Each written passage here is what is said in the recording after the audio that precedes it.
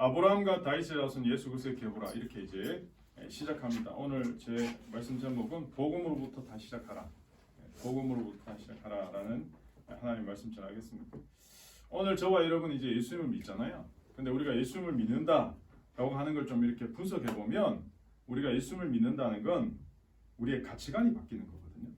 그러니까 우리 생각이 바뀌는 거죠. 세계관이 바뀌는 거고 결국 우리의 관점이 달라지는 거거든요. 예수님을 믿는데 나의 가치관, 인생관, 세계관이 안 바뀌잖아요. 그러면 사실은 예수님을 진짜 믿는다라고 말할 수 없죠. 내 관점이 바뀌니까 삶의 자리를 성경적인 시각으로 삶을 해석하고 내 자신을 평가하고 믿음으로 세상을 바라보는 것입니다. 그래서 성경을 통해서 세상을 바라보는데 성경을 바라보는 방법이 두 가지가 있는데 첫 번째는 창으로 바라보는 방법이고 두 번째는 거울로 보는 방법이거든요.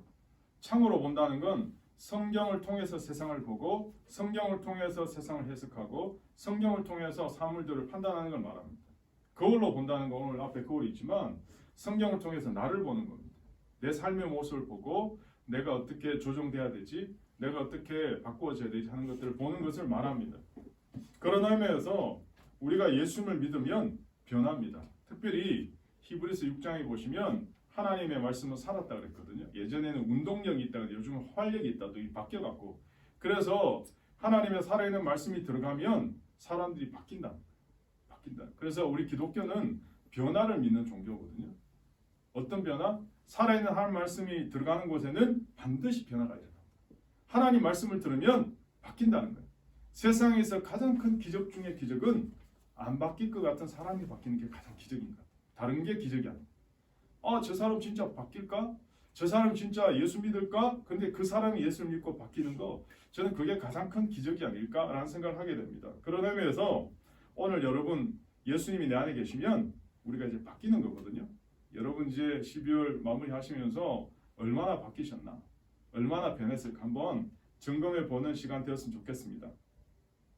파푸아뉴기니라는 정말 이 섬이 많은 그런 나라가 있거든요. 그 파푸아뉴기니 섬에서 한 부족을 위해서 헌신하고 특별히 성경을 번역했던 선교사님 이야기인데요. 이분이 처음 그 섬에 가니까 문명에 아직 손길이 미치지 않으니까 원시적인 삶을 그냥 그야말로 원시적인 삶 그대로 살고 있다 그래요. 질병도 많고 무속도 심하고 그러니까 평균 수명도 채 50세도 안 돼요. 40세 정도밖에.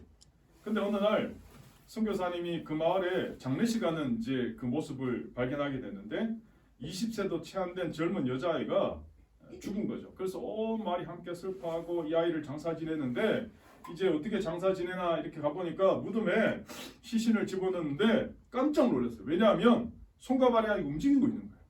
문제는 땅을 파고 시신을 집어넣는데 손과 발이 이렇게 막 움직이고 있는 거예요. 선교사님이 그 마을 사람들한테 막 소리 지르는 거예요. 멈추라고. 이 아이가 지금 죽은 게 아니라고. 나한테 이 아이를 맡기면 배 타고 강 아래쪽으로 가서 의사를 만나서 내가 이 아이를 살릴 수 있다고 고쳐올 수 있다고 막 그렇게 했는데 마을 사람들은요, 선교사님 모르는 말 하지 말라고 이미 이 아이는 죽었다는 거예요. 선교사님은 안 죽었다고 지금 보라고 손이 움직이지 않냐고 이렇게 마지막 있잖아요. 근데 마을 사람들은 죽었다고. 그리고 결국은 아이를 묻은 거예요. 왜냐? 이 마을 사람들은 사람의 심장이 목구멍이 있다고 생각해요. 사람의 심장이 목구멍이에요. 그래서 이 목이 멈추면 죽었다고 생각해요. 아무리 손발이 움직여도 목이 굳어 있기 때문에 죽었다고 판단하는 거죠. 결국 그 아이는 산채로 매장당한 거랑 똑같은 거죠. 살릴 수 있는 길을 놓친 거죠. 이야기는 우리의 가치관이나 세계관이 얼마나 중요하냐, 어떤 세계관, 어떤 가치관이 있느냐가 중요한지를 보여주는 단적인 예라고 할 수 있습니다. 오늘 저와 여러분이 예수님을 제대로 믿으면 우리의 삶의 목적이 달라지거든요. 삶의 자세가 바뀌거든요. 그래서 웨스트민스터 신앙고백 소요리 문답이라는 곳에 보면 제일 첫 번째 질문이 뭐냐? 사람의 제일 된 목적이 무엇입니까? 이렇게 질문해요. 사람의 제일 된 목적이 무엇입니까? 그러면서 답이 어떻게 나오냐? 하나님을 영원롭게 하고 하나님을 영원토록 즐거워하는 것입니다. 이렇게 나오거든요. 결국 하나님이 오늘 우리를 창조한 목적이 있다면 하나님의 영광을 위해 살아가는 거라는 거죠.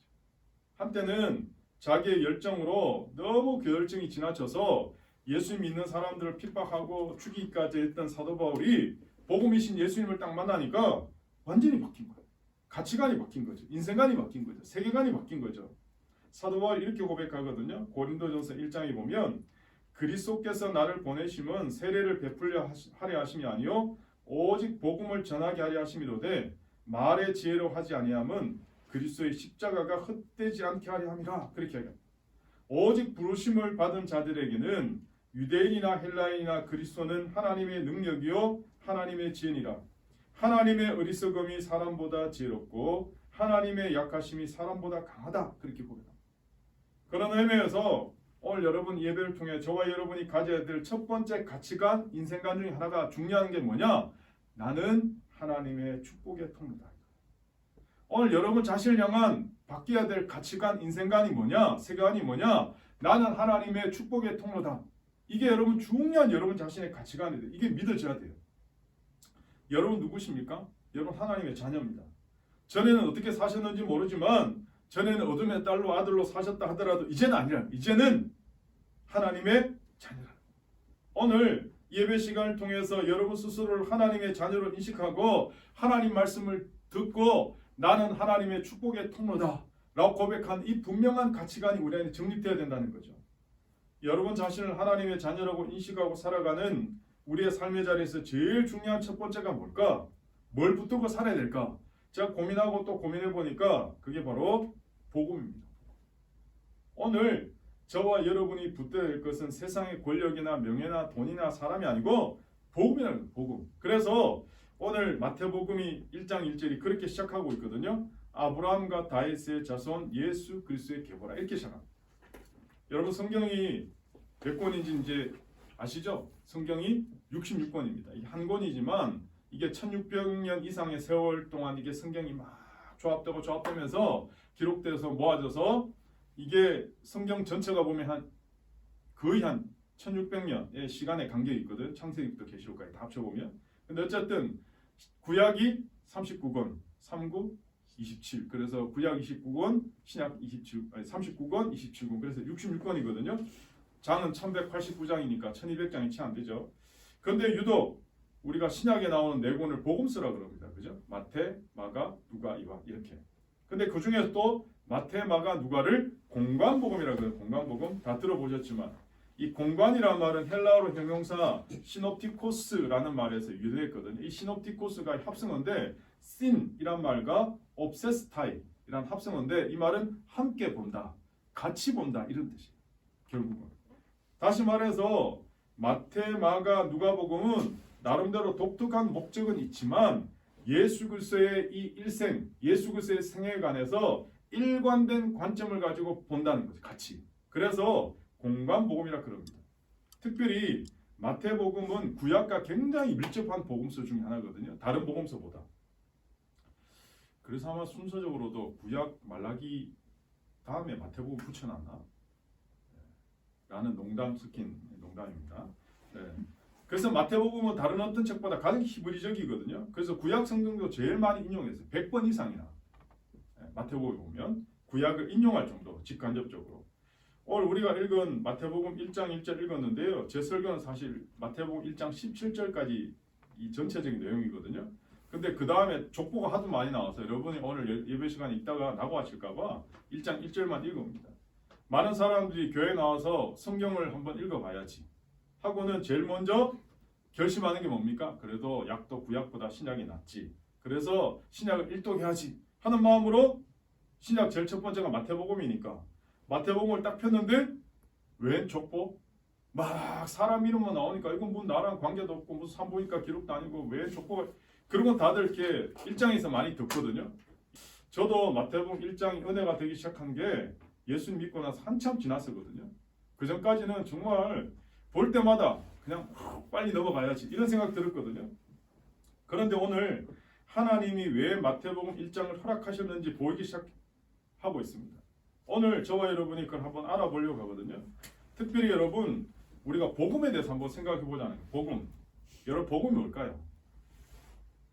오늘 현대인들이 앓고 있는 많은 병 중에 성인병을 유발하는 병 중에 먹는 양에 비해서 움직임도 적고 운동량이 절대적으로 부족하니까 생기는 각종 질병들이 있잖아요. 이게 뭡니까?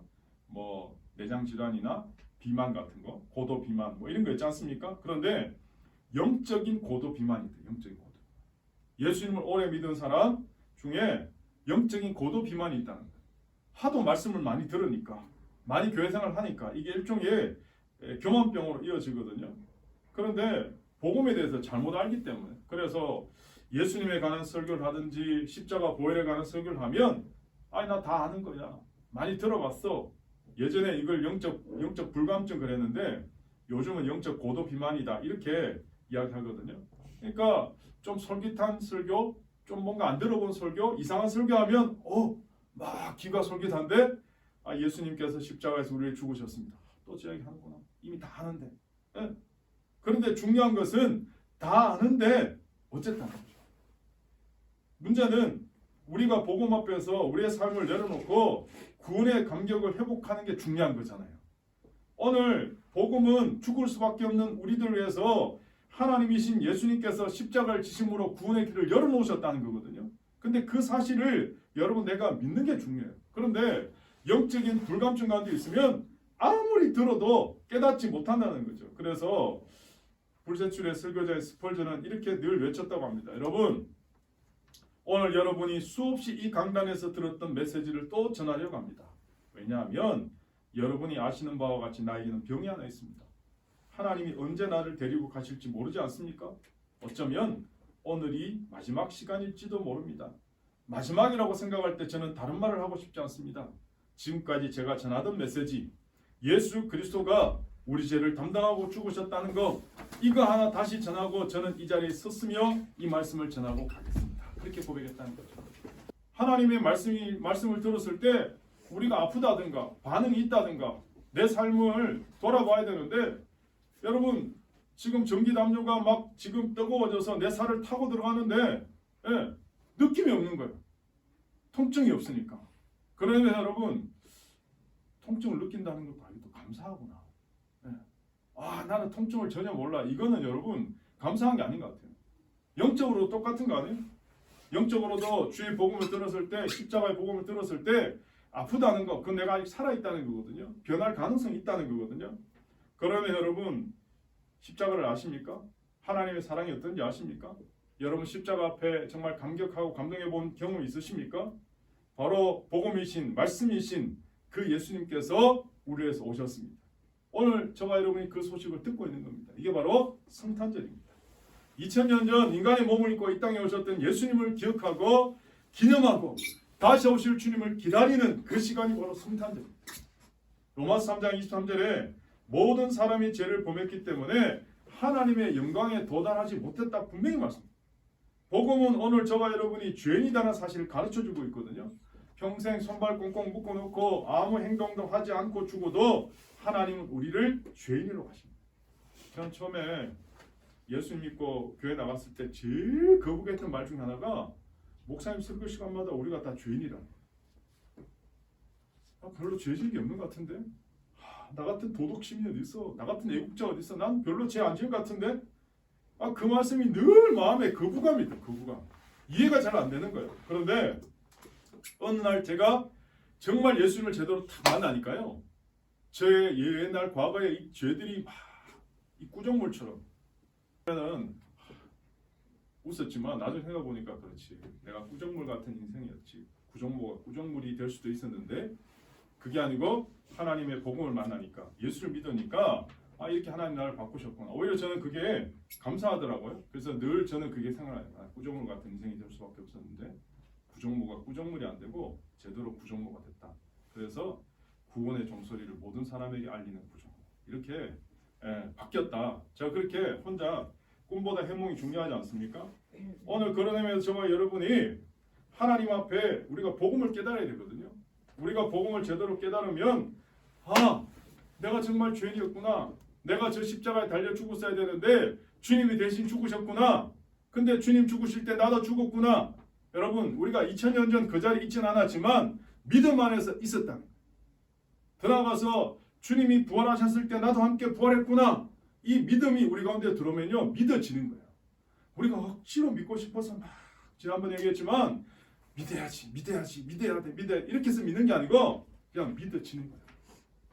여러분 그래서 주변에 있는 사람들이 나 도저히 안 믿어진다고. 네. 그렇잖아요. 그러면 여러분 만약에 이 시간 하나님 말씀이 그대로 여러분 안에 관통이 되고 믿어지면 그 진짜 은혜입니다. 은혜. 내 능력이 아니고 은혜예요. 은혜. 그래서 우리는 믿어져야 되는 이 은혜가 임해야 되거든요. 우리가 신앙생활을 하면서 가장 먼저 알아야 될 사실 중에 하나는 예수님이 복음이라는 거예요. 예수님이 복음. 예수님이 복음이신데 복음의 가장 큰 능력은 모든 장벽을 다 허물어버리는 거예요. 모든 벽들이 다 허물어지는 거예요. 그래서 여러분 마태복음 1장에 족보가 딱 등장하잖아요. 예수님의 족보가 등장하니까 세 가지 장벽이 무너지는 거예요. 첫 번째는 유대인과 이방인의 장벽이 무너지는 거예요. 마태복음 1장의 족보를 통해 유대인과 이방인의 장벽이 다 무너져요. 두 번째는 남자와 여자의 장벽이 무너져요. 유대인들은 족보에 여자가 안 들어가거든요. 그리고 예전에는 여자를 숫자에도 헤아리지 않았어요. 여성분들 좀 죄송하지만 여자는 숫자에도 안 들어가요. 예, 그런데 오늘 마태복음 1장의 이 족보에 보면 여성의 이름이 4명이나 들어가요. 2000년 전 예수님의 족보에. 그래서 남자와 여자의 이 장벽을 무너뜨리는 거예요. 마지막 세 번째는 의인과 죄인의 장벽이 무너지는 거예요. 스스로 의롭다. 나는 저 사람보다 더 나아. 마치 바리새인이 누가복음 18장에 보시면 성전에 올라가서 기도하는데 막 손을 두고 기도하는 거야. 거룩하신 하나님, 저는 저 매국노, 세금쟁이, 저 세리인들과 같이 않습니다. 저는 일주일에 이틀씩 금식합니다. 11조 빼먹은 적 없습니다. 저는 구제도 많이 합니다. 막 근데 세리는 하늘을 우르르 쳐다보지 못하고 구석에 가서 막 가슴을 치면서 하나님 내가 죄인, 내가 죄인. 예수님 뭐라고 평가하십니까? 저 세리가 바리새인보다 더 어렵다.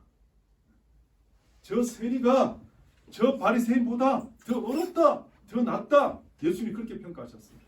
오늘 마태복음 1장 이 족보를 통해서 하나님은 의인과 죄인의 장벽을 다 무너뜨리십니다. 그래서 에베소서 2장 14절에 그는 우리의 화평이신지라 둘로 하나를 만드사 중간에 막힌 담을 헐쳤다 이렇게 나옵니다. 16절에 계속해서 또 십자가로 이 둘을 한 몸으로 하나님과 화목하게 하려 하심이라 원수된 것을 십자가로 소멸하셨다 이렇게 나옵니다. 결국 예수님이 이 땅에 오신 목적과 십자가의 의미는 우리 가운데 있는 모든 장벽을 무너뜨리는 능력이 된다는 거예요. 오늘 주님은 십자가의 능력으로 우리 가운데 있는 벽들을 무너뜨리기를 원하십니다. 예수님의 피 묻은 복음이 들어갔는데 계속 벽들이 존재한다면 진정으로 복음이 안 들어간 거죠. 예수님을 정말 영접하고 교회가 세워지면 성도들이 모이면 다 벽들이 무너져야 되는데 오늘날 우리가 살고 있는 사회에 수많은 장벽이 있어요. 경제적인 장벽, 인종적인 장벽, 신문적인 장벽, 심지어 교회 안에도 지연, 학연, 정치 색깔 모든 얼마나 벽들이 많은지 이 모든 장벽들을 다 깨고 회복할 수 있는 능력은 바로 예수 그리스도의 십자가에 있다. 십자가를 통해서 하나 되는 거예요. 십자가가 이게 수직과 수평이지 않습니까? 수직으로는 하나님과 막힌 담이 열리고 수평으로는 모든 이웃과 다 평등하다는 십자가가. 그런 의미에서 초대교회 당시에 최고의 악은 노예 제도거든요. 근데 여러분 성경 어느 곳을 봐도 사도 바울이 노예 제도가 잘못됐다, 노예 제도 폐지해야 된다, 막 그런 이야기가 없잖아요. 그래서 가끔씩 좀 진보적인 학자들은 이야기합니다. 사도 바울이 노예 제도를 묵인한 거 아니야? 아니, 사도 바울 정도 되면 노예 제도 폐지하자 이런 이야기 해야지. 이 뭐지? 그런 이야기 하는데 그 중에 하나가 이 빌레몬스라는 한 장으로 된 성경이거든요. 이 빌레몬스가 어떤 책이냐면 그 노예 도망친 노예 오네시모에 관한 이야기거든요. 빌레몬에게 노예 오네시모가 있었는데 이 오네시모가 주인 빌레몬에게 엄청난 손해를 끼치고 로마로 도망가 버린 거예요. 로마로 도망갔다가 잡혀서 바울이랑 같은 감옥에 해피림 갇힌 거예요. 노예죠. 이제 죽을 신분이었는데 근데 바울이랑 같은 감옥에 갇혔는데 바울이 감옥 안에서 복음을 전했잖아요. 그 감옥 안에서 오네시모가 바울의 복음을 듣고 회심한 거예요. 변화된 거예요. 그리고 새 사람이 된 거예요. 그리고 심지어 바울은 오네시모를 영적 아들이다 할 정도로 그래서 바울이 붓을 들어서 감옥 안에서 빌레몬한테 이제 편지를 쓰는 거예요. 그 편지가 바로 빌레몬서거든요. 근데 그게 뭐냐? 빌레몬한테 오네시모를 다시 이야기해 주는 거거든. 잘 이야기. 그런데 그 편지에 빌레몬, 너의 죄도 그 악 중에 악입니다. 너의 죄도 없애요. 그리고 오네시모 당장 해방시켜 주세요. 그런 내용 절대로 없어요. 그 내용에 보면. 그 내용 안에 뭐가 있냐? 오네시모가 나를 통해서 변화가 됐다. 복음을 들었다. 이제부터 오네시모를 종으로 보지 말고 그리스도 안에서 형제로 받아들이라. 그렇게 권유하는 내용이거든요. 다시 말해서 사도 바울은 그 시대 제도를 타파하거나 개혁하는 그 이전 더 너머에 있는 사람의 마음속에 자리 잡고 있는 악한 구습이 태양 앞에서 눈 녹듯 내리는 바뀌는 그걸 원했던 거죠. 결국은 오네시모와 빌레몬이 주님 안에서 한 형제가 되는 거거든요. 오늘날 예수 믿는 사람들의 힘이 여기 있습니다. 오늘 우리가 주변의 형제들을 바라볼 때 이러한 마음이 있어야 된다는 거죠. 더 나아가서 예수님 당시에 아까 제가 말씀드렸지만 여자들 별로 존재 가치가 없었거든요. 인구조사에도 포함되지 않았어요. 집회에 아무리 많은 여자가 모여도 카운트가 안 됐다는 거예요. 숫자가. 죄송하지만 500명 기록 보세요. 남자만 5,000명이었대. 이렇게 나오잖아요. 예. 여러분 숫자에 들어가지 않는다는 건 존재 가치가 없다는 거거든요. 근데 이렇게 숫자도 안 넣는데 족보에 들어가겠습니까? 안 넣습니다. 근데 여러분 전통대로 성경에도 예수님의 족보에 여자의 이름이 들어가는 원칙은 없거든요. 누가 누굴 낳고 있을 때 아들과 아버지 이름만 나오잖아요. 그런데 예외가 있어요. 4명의 여인의 이름이 있습니다. 다말, 라합, 룻, 바세바. 근데 바세바는 우리아의 아내 이렇게 나오지 바세바로 나오진 않아요. 네. 이 4명의 여인들의 이름이 있는데 여러분 죄송하지만 이 4사람의 이 여인들의 삶을 보면 공통점이 있는데 그 2000년 전 아니 그 전의 시대의 상식으로 보면 상식을 떼어놓는 정상적이지 않아요. 제가 표현할 말이 잘 없어 그런데 비정상적인. 그래서 비정상회의 뭐 이런 거 예능 봐던데 조금은 유다는 다말에게서 베레스와 셀을 낳거든요. 여러분 유다와 다말은 부부 관계가 아니고 시아버지와 며느리 관계예요. 네. 라합은 직업이 기생이었어요. 룻은 이방 여인, 하나님이 율법 가운데 가장 저주한 모압 출신 여자였어요. 이방 여자는요 기생보다 오히려 이방인을 그 당시에 개로 여겼던 시대니까 여러분 룻은 그런 여인이었거든요. 제가 앞에도 얘기했지만 바세바 이름도 안 나요. 우리아의 아내 이렇게 나요. 우리아의 아내에게서 솔로몬을 낳고 이렇게 나요. 여러분 한 명 한 명 보면 그 삶이 정상적이지 않아요.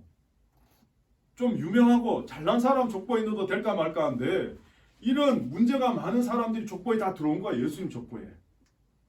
여러분 이건 대단한 거거든요. 그런 의미에서 가만히 이 족보를 보면 아이고 우리 하나님은 왜 이런 것까지 집어넣으셨을까? 보통 사람이 만약에 족보를 기록한다 그러면 나쁜 거 싹 빼잖아요. 예. 좋은 것만 넣지 않겠습니까? 여러분 역사 기록 보면 그렇잖아요. 그런데 은폐시키면 문제 없는데 아예 싹 뽑아버리면 되는데 조작하면 되는데 예. 그런데 하나님은 깨끗하고 멀쩡한 사람 다 빼고 이 허물 많은 사람들 이 사람들 집어넣은 거예요. 여러분 이게 무슨 의미인지 아십니까? 다말 같은 여자에게도 희망이 있다. 라합 같은 여인에게도 희망이 있다는 거예요. 룻도 예수님의 할머니가 될 수 있다는 거예요. 바세바도 회개하면 기회를 얻을 수 있다. 바세바 같은 인생도 예수님 만나면 회복될 수 있고 솔로몬을 심지어 예수님의 족보까지 올라가는 위대한 여인이 될 수 있다는 걸 우리에게 계속 보여주는 거예요. 그래서 여러분 마태복음 1장이 여러분 은혜가 되고 복음을 깨달으면요. 그 이름을 계속 보다 보면 와, 나 같은 사람도 예수님 제대로 만나면 희망이 있구나. 나 같은 인생도 하나님 바꾸시는구나. 라는 영적 관점이 보이기 시작하는 거예요. 여러분 이게 복음이거든요. 더 나아가서 가장 큰 장벽은 뭐냐? 하나님과 우리의 장벽이 무너져. 교회 역사를 보면 교회가 이 벽들을 허물고 나갈 때 교회는 강력해집니다. 교회 영광이 드러납니다. 그래서 예수님께서 마지막 잡히기 전날 밤에 제자들의 발을 직접 씻기시고 만찬을 하시면서 이렇게 말씀하십니다. 새 계명을 너희에게 주노니 서로 사랑하라. 내가 너희를 사랑한 같이 너희도 서로 사랑하라. 너희가 서로 사랑하면 이로써 모든 사람이 내 제자인 줄 알리라. 그렇게 말씀하셨어요.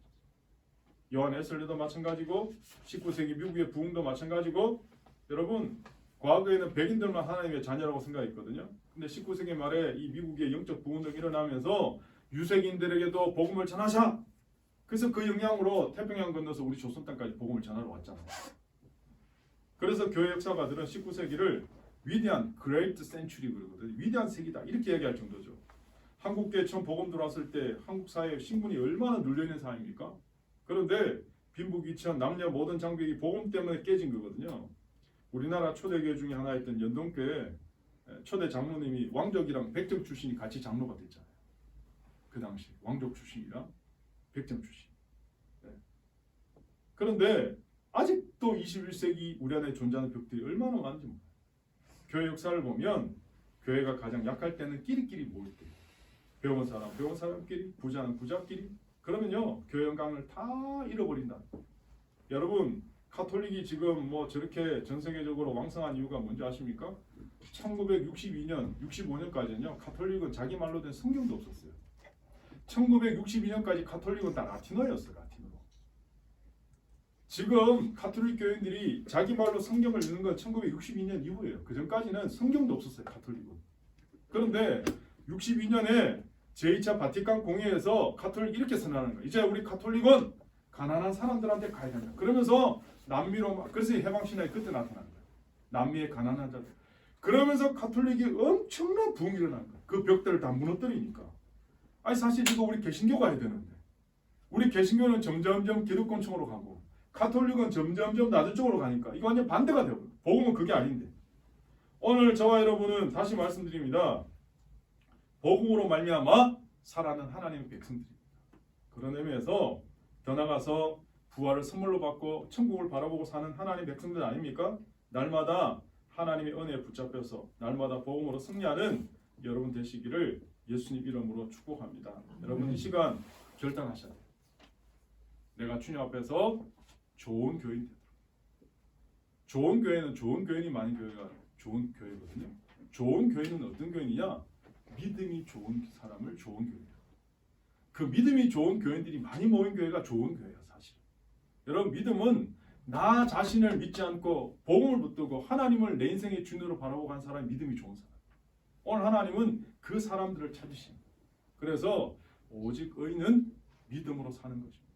여러분 한 분 한 분이 다시 분명한 복음을 깨닫고 정말 우리 교회가 건강한 교회, 또 좋은 교회, 여러분이 좋은 교인으로 정말 복음이 충만한 하나님 백성으로 그렇게 살아가시기를 다시 한번 예수님 이름으로 축복합니다.